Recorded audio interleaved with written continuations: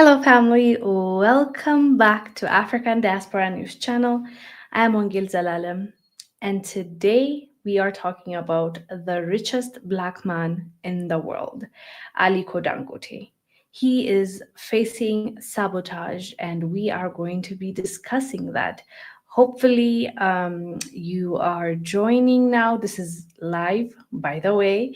A lot of people have told me that they're not sure about us going live, but yes, we are going live, and you can chime in, you can write in the chat, and we can have a conversation. So the topic for today, it is quite sad, honestly. It does not bring me joy at all to talk about this, because ideally we should support one another, right? And this sabotage that we're talking about, that the richest black man in the world is facing, is from his own people. Granted, behind the scenes there are players, um, mean spirited, selfish, parasitic people and nations that are benefiting from this sabotage. But what really irks my spirit is the fact that our own people facilitate and help them in sabotaging our own. That's what's um, infuriating, in my opinion, when it comes to this story. So in case you have not been following this story, I'll just give you a summary. The world richest black man is named Aliko Dangote. He is Nigerian, he is a businessman, and he recently just inaugurated his refinery, oil petroleum refinery um, company. And through that, what he wanted to do, of course, aside from making himself money, let's not get it twisted. He's not just doing this to help others and just Nigerians, but also himself.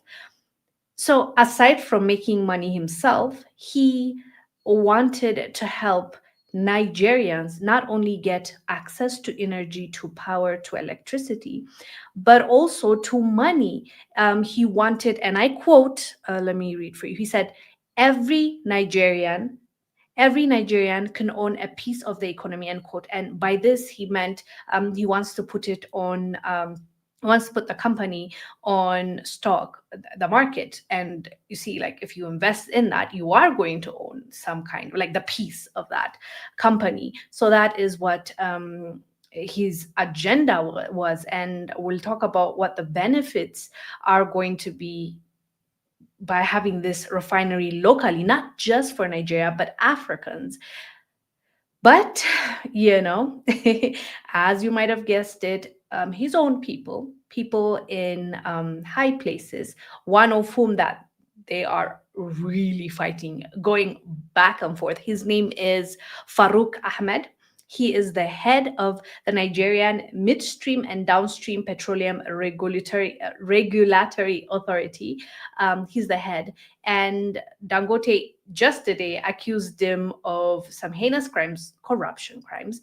And he even exposed how this guy is paying millions of dollars for his kids' school fees. And Aliko Dangote is accusing him of stealing that money to do that, basically. And these kids are getting education overseas. You might have met or have had relations with international students, especially those that come from um, political leaders' children, or money is there, right?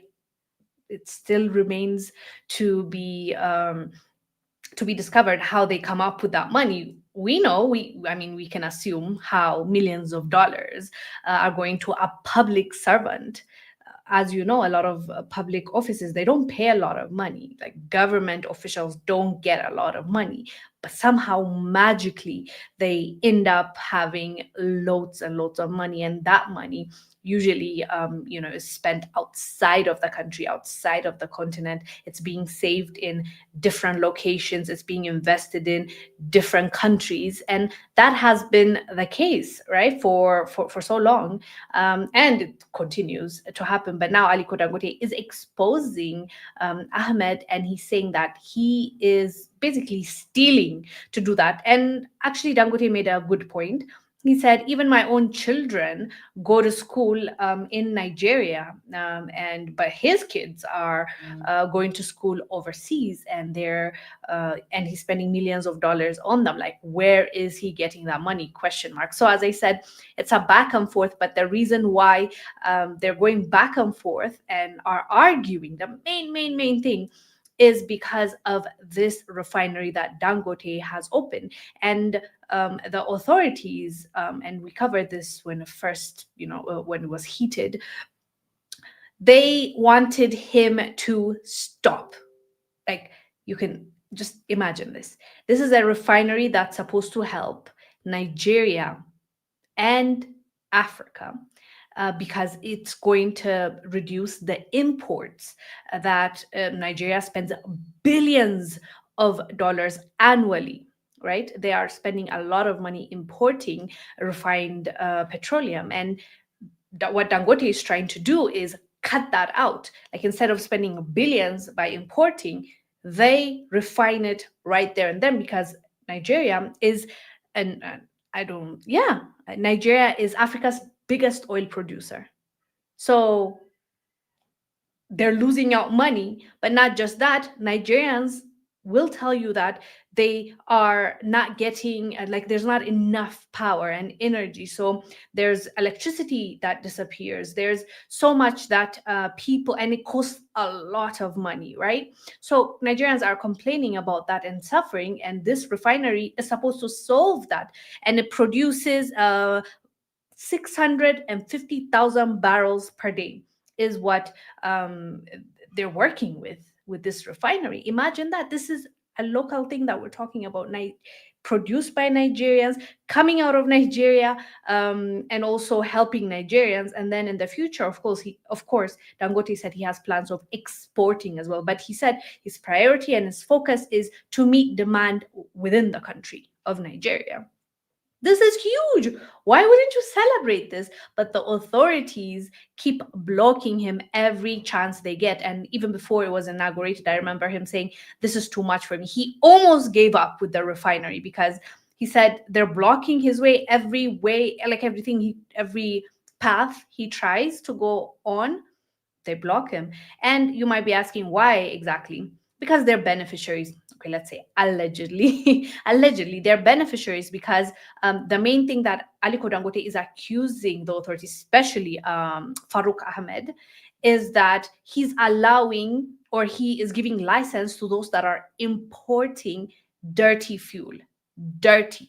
Okay, that's the key word, dirty. The quality is very low grade. And so when he's giving them license, what exactly is he getting? Like, is he getting a kickback? Is it like people that are connected to him that are importing that? Because as I said, it's not $1 million industry, it's $1 billion industry. So it's a lot of money that we're talking about. So, they are blocking him from producing locally that will help so many people, but they're allowing dirty fuel to be imported according to Dangote, allegedly. Let's put that out there. So they're allowing that to happen. So that is what the fight is about. There's so much controversy behind this refinery even before it started. And we all know the biggest people that are going to lose out on this are European countries, but also Middle Eastern countries, because a lot of African countries import their refined products from these countries or continents. So Dangote is supposed to solve, ideally, all these issues, but he's facing a lot of hurdles. And just so you understand how much of an impact this refinery is going to make if they allow the guy to produce and refine the petroleum. So the number one thing will be, of course, exporting, no, I mean, importing is going to reduce significantly. And they might even stop completely because locally that is being refined and being sold so they can supply their own demand in Nigeria, right? The second one is they are going to make money by exporting that refined petroleum, like to other African countries, right? Because those countries, neighboring countries, are already paying a lot of money to import the same thing. If Nigeria is producing it and it's a neighboring country and the cost won't be a lot to transport it from Nigeria to the specific countries, it is a win-win for everyone. The other thing, it is going to cut the loss in USD. Like a lot of USD comes out of Nigeria to be able to import the products, right? If that is cut, that means less USD will be leaving Nigeria and more money is going to come in and will be circulating within the country. That's a big win, wouldn't you say? Right? Um, and also, this will make supply of fuel more. Like right now, Nigerians, they don't even have enough, even with all that importing going on. But according to Dangote, dirty fuel being imported, there's still a gap, a huge gap. The demand is not being met. So this is going to help with that as well. Now, the next thing I want us to look at is economically, how it is going to help Nigeria and Nigerians. It is going to open and create jobs both directly and indirectly because the refineries in Nigeria, majority of the employees are going to be Nigerians. Hence, they're going to be getting money monthly that is going to bring in income for those households that will be working at the refinery. And the more it grows, the more people he's able to hire, right? Um, Another thing, yeah, also the government is going to be getting tax all those employees that are being paid, all the the factory and the when it's being run within the country, tax also is being paid to the government. You see, you would be thinking, okay, if the government is benefiting, why in the world are they blocking it? The government might be making money by taxing and all, but they are directly, allegedly, benefiting from these deals by importing through their own channels or allowing or license giving license to those that are trying to import. They have a deal behind the scenes, so they don't want this local refinery to thrive. Just imagine the ridiculousness of the situation. You're sabotaging your own person, your own local refinery that can possibly change the trajectory of Nigeria and Nigerians for the next hundreds of years to come, just because you want to fill in your pockets, just yours, like yours and your families or your friends. It is so sad. It really is sad. At least we can look at others, like other nations that are sabotaging and stealing from us, and think, okay, that's another entity, like that's another person doing this to me. But my own person, my own people, my own family members doing this, it's unfathomable. And they should feel shame, honestly. They really, really should feel shame. That's it's such it's so short-sighted. Just because you want to get some kickback money here and there, you want to block something that's bigger than you.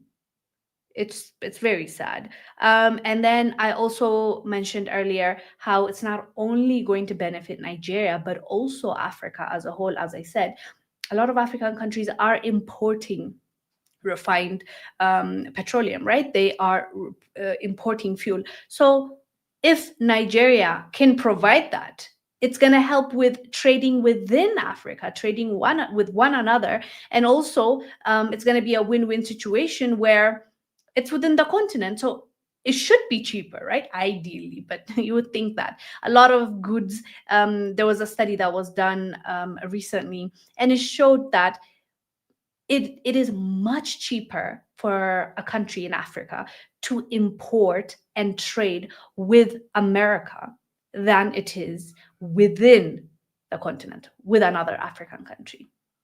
It's like by design, I'm telling you, we are just chained. And I remember people telling me, but you guys should focus on internally, and we agree with that.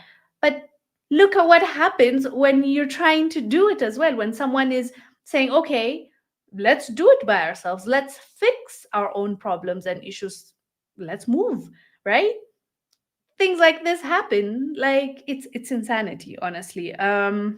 Also, let's not forget, it is going to heavily impact those nations that were used to selling the fuel or refined petroleum to not just Nigeria but African countries. So you also have to understand, as much as we're talking about the locals that are trying to block this from happening, the authorities, we also should know behind the scenes there's always an invisible hand, because they are the ones that are going to lose out on money. They will do anything and everything, pay who they need to pay to keep this where it is and for it not to grow, right?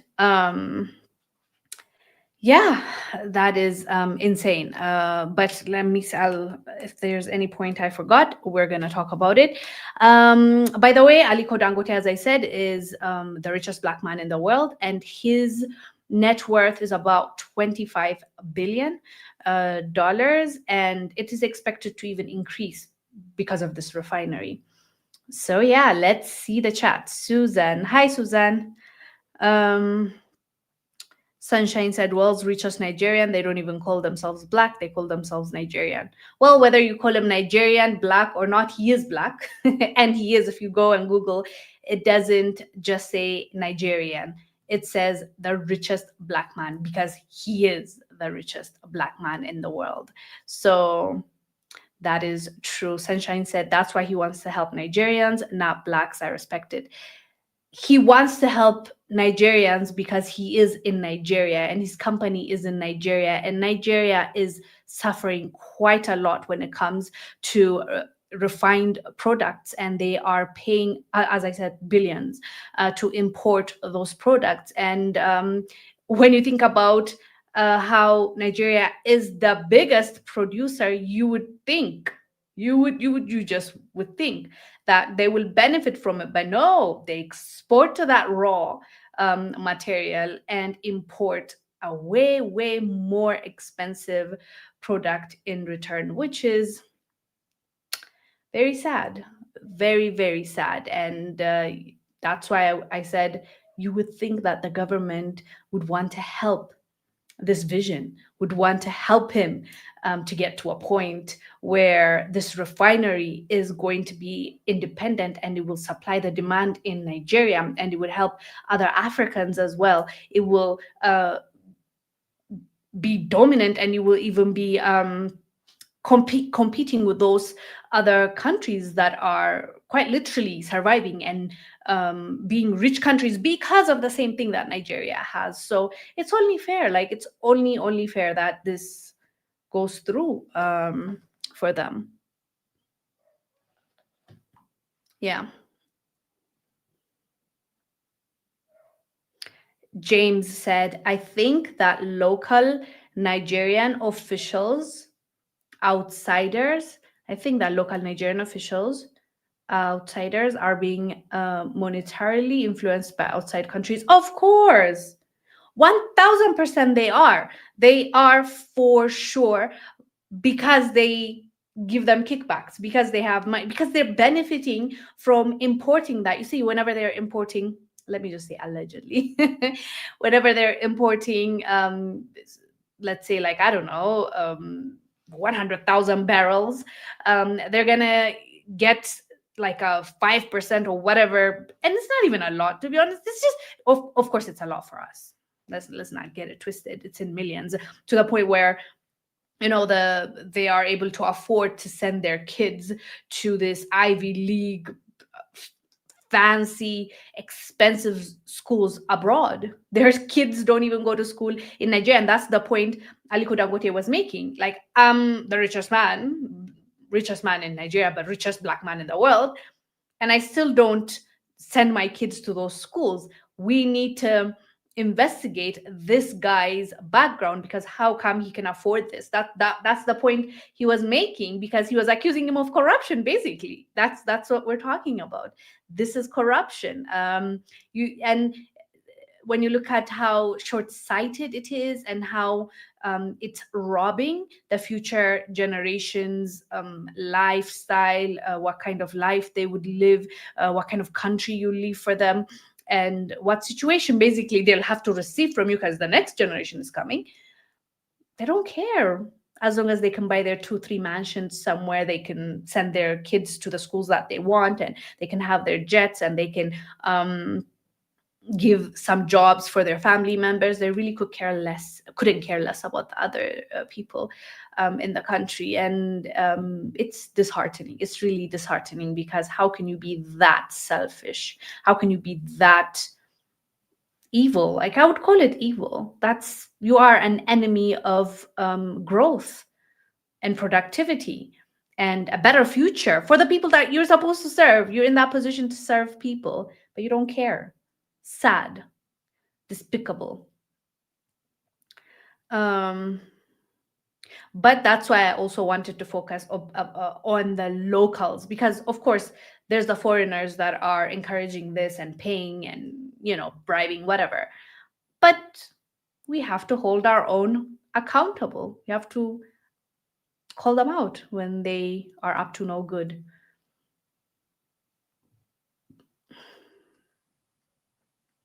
Richard said Nigeria needs new leadership. This leader is a crook, and he does it in front of our faces. Richard, are you from Nigeria? Are you Nigerian? If so, please tell us, was it any different before Tinubu? I know Buhari was in office. How was, like, if you have to compare Buhari and Tinubu, what's the difference? Because I also heard we would hear that Buhari was corrupt as well. So, like, what would you say between the two? What differences have you seen, and why do you think maybe Tinubu is worse, if you think that's how it is, or how he is? Gaming Time VR said Nigeria government have never cared about his people ever. It's unfortunate. That's what I was asking Richard. It's like, even previously we were talking about the same things when it was a different leader, right? Now it's a new leader, but then we're talking about the same thing, if not worse. So yeah, it's not good. It's not looking good, especially when you look at the evidence. And even, you remember when Trump is involving himself and calling Nigerian government out for not protecting Christians, and so on and so forth. The government was silent about the killings in general, right? But once it was mentioned is when they start saying stuff. Not just that, last week we reported that President Bola Tinubu has requested France, of all the countries you can ask for help, he reached out to Macron and asked for help, to help him with the internal issues in Nigeria, especially the northern region. And yeah, this is where we're at. But don't forget, he had the time, the energy, and the troops, the officers, to help out Benin with the attempted coup d'etat. And he helped thwart that. But that's where he draws the line. He doesn't have enough resources when it comes to his own country to help his own people. Sheesh. It's politics, man.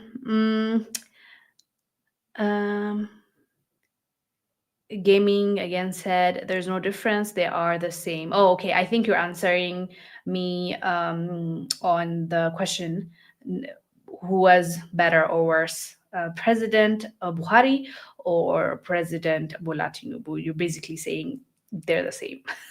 So Richard said, the deal with France is their corruption, so boldly in our faces, and they don't care. I'm from Uganda. When a similar deal, Museveni said no and chose Hawaii, I think Huawei. Is that Huawei? The okay, I could be wrong though. Huawei, because I've not followed this story. Because the way you wrote it, it looks like Huawei. That I know it to have a phone, but I don't know what else they have. Revolutionary fighters as leaders is best. I hear you, but there's a debate on that as well, right? Because as much as like Museveni made lots of good calls, and also the other side where he does not want to leave office, people debate on that. Although I do understand to a certain degree why he feels like he's owed that much because he fought for his people. But also, do we believe in someone just taking over and not wanting to let go of power? Because I know he's running again, right, for the next election. And if you're from Uganda, what are your thoughts on that? That's actually a good thing. Like, I really want to know from Ugandans, because I hear conflicting stories. Some really love him, some don't, and some feel like, yes, we like you, you've done a lot for us, but it's about time, like, pack it up. Let's wrap it up. Let's go. Killmonger said, oh, Killmonger, it's from, what is it, Wakanda? What was the movie? Black Panther, right? Very nice movie, I must say. Nigeria needs to fix their country. Well, yeah, and a lot of other countries as well, not just Nigeria, but just now, Nigeria, like, it has an opportunity to fix itself, like a big opportunity. Why not use it?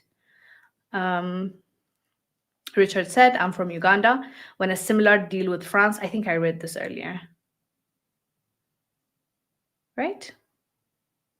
Yeah, I read it.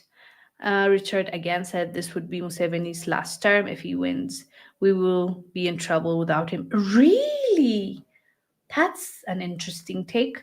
You think you will be in trouble without Museveni? Why is that? You don't think there's anybody capable of taking over, even if you don't agree with, his opposition, Bobby Wine. I know he's getting arrested left and right, especially when election comes close. The police harass Bobby Wine, Museveni. Whether you like him or not, he still, harasses those that are his opposition. So I'm interested. I really am interested to hear more about why you think Uganda will be in trouble after Museveni. Because I do know a lot of people like Museveni.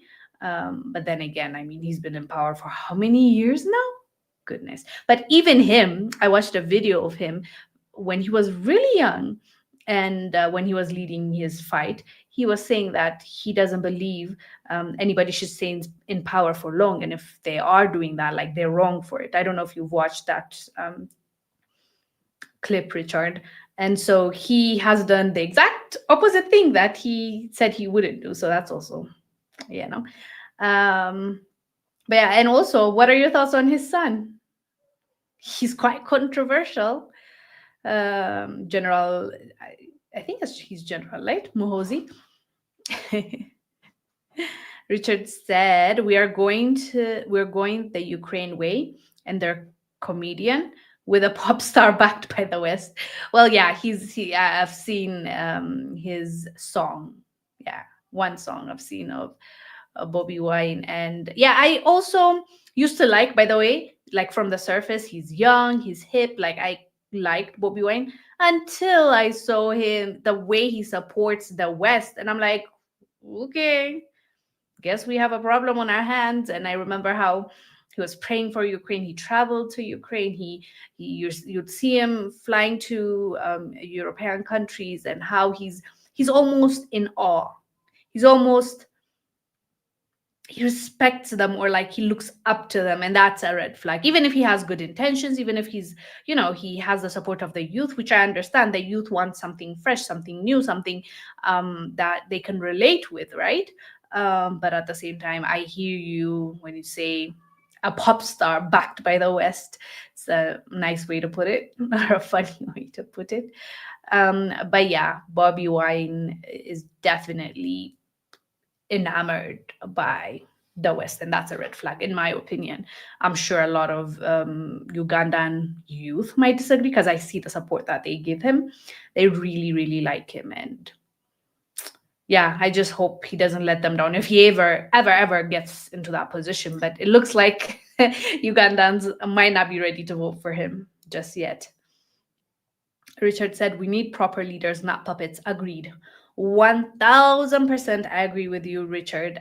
We need a bold leader. We need a leader that stays true to his people, to himself, to the values and principles that his culture brought him up in, not this new trend or new thing that nowadays we're seeing. Unfortunately, comes with social media. The younger generation is more westernized, I would say, than not. But even with that transition or with that change, I really hope that we don't lose our authentic self, and what makes us who we are is is basically what has been passed down, right? Like the respect we have for each other, the respect we have for our neighbors. Like we really need to work on that, I believe. And Western governments, the first thing they want to target is that through our education, through social media, through our puppet leaders. So let's be careful. But, anyways, fam, thank you so much for this chat, this conversation. By the way, I completely forgot to show you the guy that is causing all this ruckus. But this is the guy that was Farouk Ahmed, that is arguing back and forth and causing all the drama with Aliko Dangote, Nigeria's richest man, also the richest black man in the world. Okay, fam. Hello, Hebrew. I'll see you tomorrow, same time. Stay blessed. Bye.